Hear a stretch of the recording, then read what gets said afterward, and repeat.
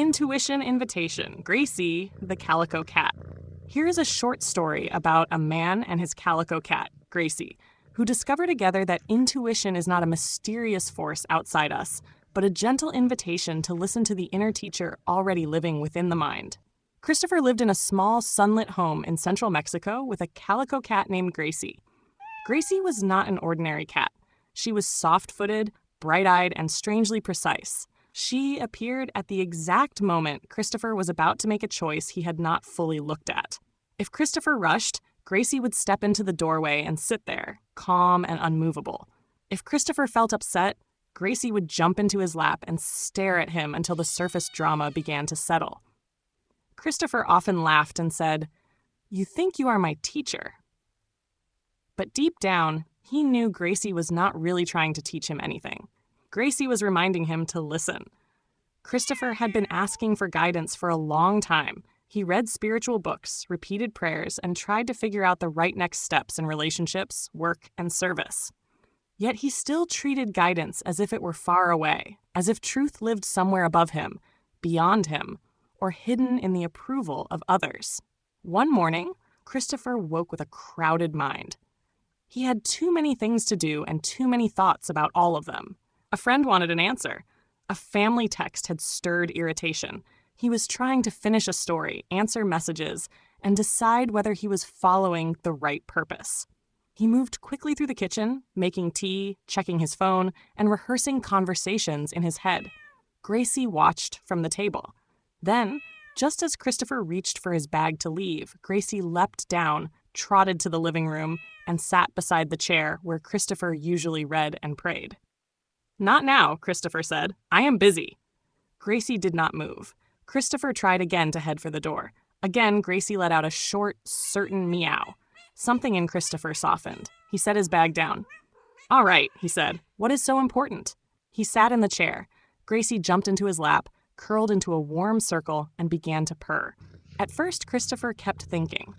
He reviewed the argument in his mind. He imagined outcomes. He tried to solve everything. But Gracie remained still, and the simple rhythm of the purring invited a different kind of attention. Christopher took a breath, then another, and another. Underneath the noise of thought, he noticed something quiet. Not a loud command, not a dramatic vision, just a gentle inner knowing. Pause. Do not answer from irritation. Be willing to see differently. Christopher recognized the feeling immediately. It was familiar, though often overlooked. It was the quiet guidance he had asked for again and again, not separate from him, not coming from outside. It was the voice for love in his own mind, the inner teacher gently waiting beneath the confusion. He looked down at Gracie. "You did not give me the answer," he whispered. Gracie opened one golden-green eye and blinked. "You helped me stop long enough to hear it." Christopher began to cry, though not from sadness. He saw how often he had looked for guidance as if he were disconnected from it. He had imagined himself alone, trying to figure out life by himself. But the Holy Spirit had not been absent. Guidance had not been withholding itself. The only problem had been the noise of his own insistence. The miracle was not that the world around him changed. The miracle was the change in his mind. A few moments earlier, he felt pressured, burdened, and uncertain. Now the same morning remained, the same messages remained, the same tasks remained, but his mind had become quieter and more open. He knew what to do. Not everything. Just the next thing. Answer gently. Delay the reactive text. Finish what love had placed in front of him. Let himself be done through, rather than trying to manage the whole script. Christopher stroked Gracie's patchwork fur. "You are a little invitation, aren't you?" Gracie purred louder. From that day on, Christopher began to understand intuition differently. It was not guessing. It was not anxiety pretending to be insight. It was not the mind spinning stories faster than before. Intuition was invitation.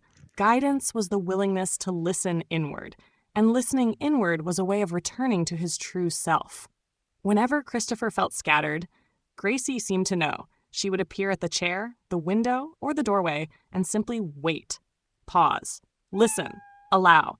The Calico Cat never claimed to be wise. She never gave speeches. She never explained theology.